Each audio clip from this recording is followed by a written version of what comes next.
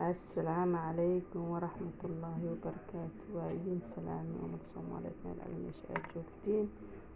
الوقت جميل تهي وقت أني وعنا هذا ولا شيء حليم ومرك الغصون قدي ويكان وحنا وصعناي مش أنسمينينا ساجد مش نسميني سبيكا marka kii hore jilaac oo ka noqday kan qaarkood waxa waa ka gadgadutay kan barin soo noqodoon waa arkiina marka waa ka swiikan dhan waxaan soo soconay mashan shado ilaahay raadi